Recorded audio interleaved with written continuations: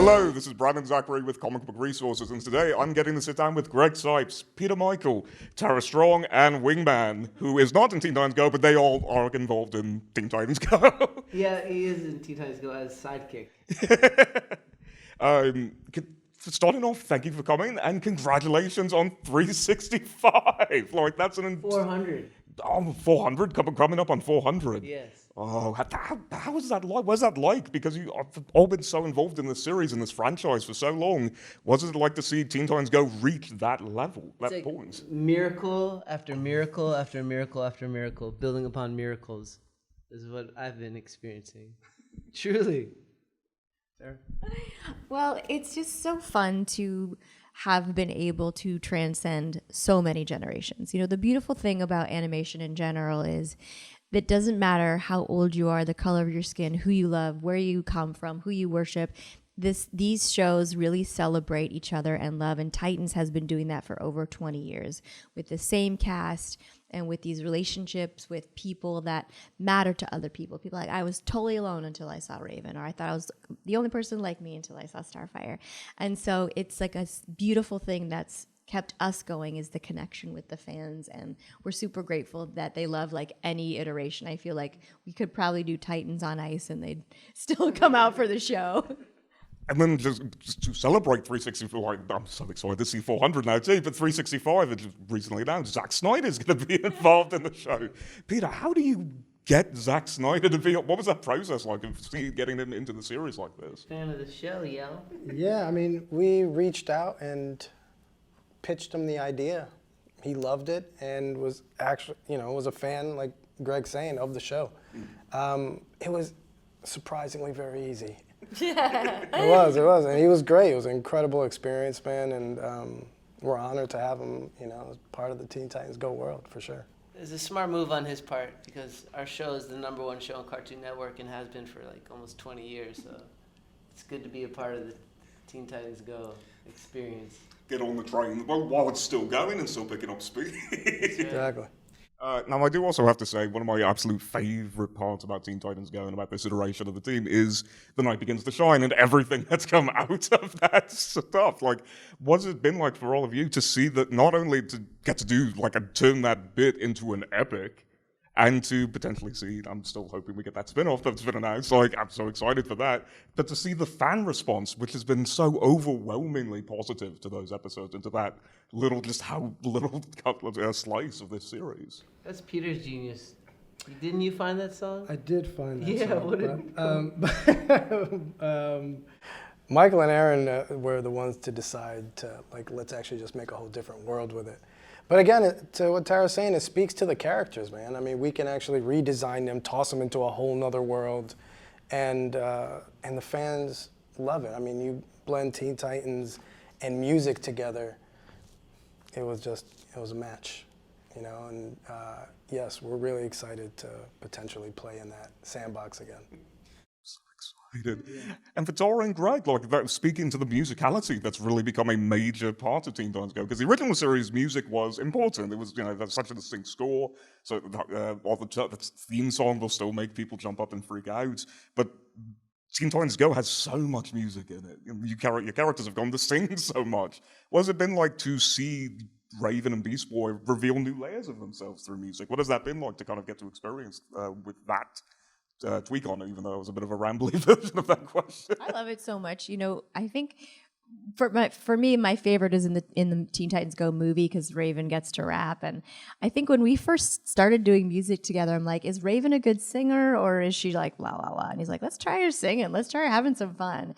And I think anytime there's a comedic show where you can add music where it catches and people sing the songs and you have a lot of fun doing it, it's a win. I mean, the kids, when we go to Comic-Cons, the kids are always singing the songs to us, and they love it so much. And it's just this extra element of fun on top of an already really fun show. And I've gotten to write and produce a couple of the songs, and then Peter's taken them and brought them to life and written episodes about them, like the BB Ray song turned into a 2-part episode, which is just epic. So it's so magical to see these layers be built, but be built on something so organic and so like heartfelt and inspired from from the characters themselves, the actors and the real life stories that happen in our real lives wind up really being in the show a lot, which I think really makes it so special and unique. Because we're weirdos.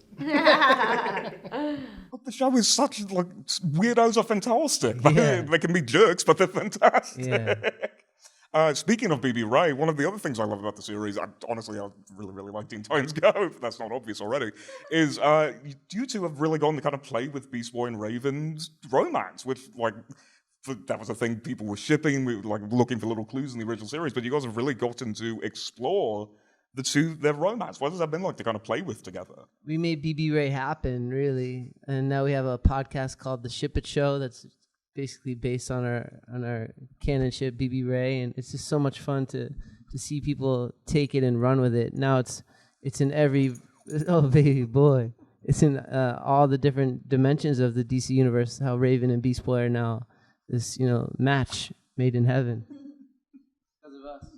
Plus, we authentically love each other in real life, so I think that translates to the fans. And then when we hear people like say, "Oh, they got engaged as BB Ray," or "They met because of BB Ray at a con," or "They had a Teen Titans wedding," or whatever it is, like, how great is it that we get to inspire more love throughout this world? Yeah. So, I mean, look how much you love it. You have a great voice. It's so fun to watch you, like, just be giddy about it and excited about it, and, like, that's what it's all about. All about the love, yeah. It's all about the love. Yay. Now, Peter, one of the other things we wanted to bring up is that the show, when it wants to, is really, really exciting. It's got all the traits of a really good, like, action-packed superhero show, but it also never stops being hilarious. Like, there's such a fine balance between the two elements. What is that like, from your perspective as a director and producer on so much of the episodes, of finding that balance? What is that like? Well, I mean, the show first and foremost is a comedy, right? But it's always nice to remind the fans and even ourselves, like, these are still some badass characters, right? And they could throw down when it really needs to be, And we do a lot of that coming up in season 8, where we do really play with that balance, like you're speaking. And it's a lot of fun for us, man, right? Because we don't get to do it too much, but yeah, it's always a blast just to remind you, like, we really are super. Yeah, like they're the Titans might be jokesters, but we a badass team, yo. They're pretty badass, yeah.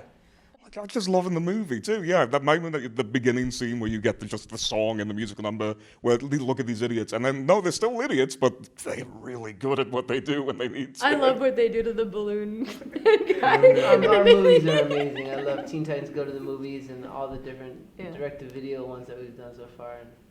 And the movies are dope. Now, I do also want to ask, personally, again, I keep saying my favorite parts of the show. I have so many favorite parts of the show.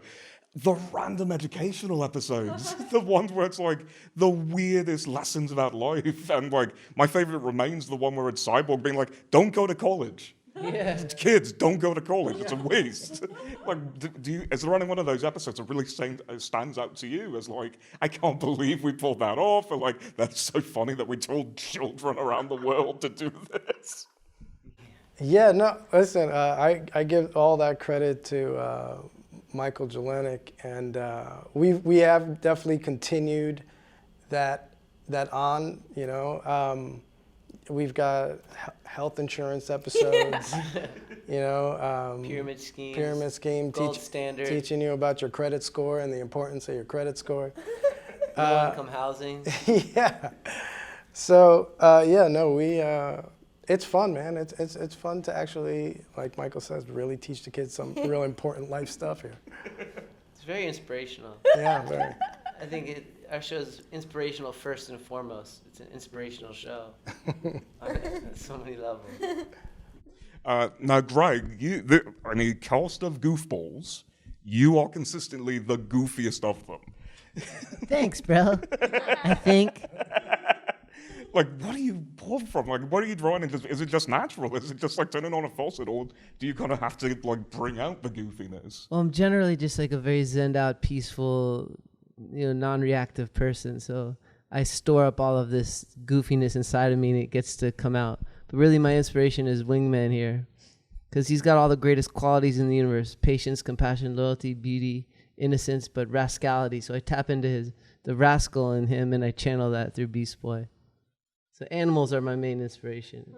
Animals are wild. So I get to tap into that wild energy and bring it to life. That really does just sum up Beast Boy in a nutshell as a person. Truly, Wow. truly. That was so philosophical. That was really great. Thank you. And then Tara, one of the things that Raven gets to do in the show that's so fascinating, even though it's, overtly a comedy, a superhero show, she is still getting real dramatic beats at times. There's still all the stuff with her father. There's the stuff in the Teen Titans vs. Teen Titans Go film where she's trying to figure out control and being happy to not have the responsibilities. Like, how do you approach kind of finding that balance with Raven? Because she was a bit more dramatic in the original series, but A bit more. but she's still a little dramatic, even in this silly take on the Well, and I franchise. think she has to be, because everyone else is so over the top silly that Raven's like the only one that kind of stays grounded half the time. And I loved that moment with OG Raven and Go Raven in the latest movie. It was so cute. And I love that they keep that element to her. And like Pete was saying, they still can throw down if they have to. They can still be those tough characters. And I also love how they explore some of our other stuff. The fact that she loves My Little Pony in a way is really cute, and all these little Easter eggs for the fans. They just have figured out a way to really incorporate all things about these really beloved characters and then bring in this whole wacky world, but still honoring these characters' origin stories and who they are. And it sort of flawlessly gets woven together in what is Teen Titans Go. And there's been so many, like you just got to say, it really speaks to the entire legacy of DC, to Warner Brothers. I mean, you've been on the Warner Brothers lot in universe, basically. Like, is there any one of those references or any of those characters that stand out to you that you remember being like, I can't believe we had that. Like, we had Patton Oswalt crash against the windshield as the That Atom. was so funny. Patton made me laugh so much in that movie. Right. Yeah, no, I mean, it continues, honestly, even with the Zack Snyder thing, like, right? Can't believe that happened. And I can't wait. LeBron James. Yeah, exactly, right? I mean, legends, right? So for them to, come and play with us, man, it's really flattering, and yeah, we hope we get some more and more. Yeah, Nicolas Cage, Kristen Bell. Who played Slade again?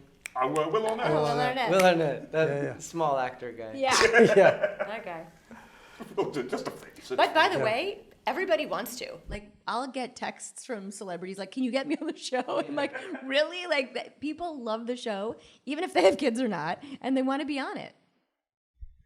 And what is it like coming into year 8 coming up? Coming up on 400 episodes.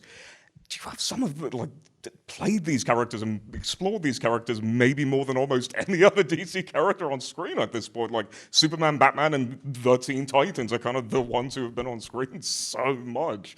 What would all of you say has been the most surprising element that when you kind of took a first look at the series, if you can remember all those years ago, and then looking now, what has surprised you the most about these characters in this corner of the franchise? I guess for me is how the show evolved, that it transcended just not even to say just, but like DC, right? That we can, to your point about the lessons that we teach, right? I mean, you wouldn't expect that from Original Teen Titans. from the original Teen Titans to teach you about rental property and all that. So that was a surprise, right? And we love it, man. I mean, it's really some of the heart of the show. That is also all the time we have. Thank you all so much for getting to speak to me. I'm honestly such a huge fan of all of you. So Thank this you. was You're really super great. adorable. Oh, I thank- love your voice and I love your enthusiasm. It's lovely. My favorite is somebody once described me as a actual cartoon. like I just broke out Roger Rabbit style. Yeah. This has been Brandon Zachary with Comic Book Resources. I hope you all have a good rest of your day, a good rest of all of these, and I hope to talk to you all again soon. Thank Thank you. you so much.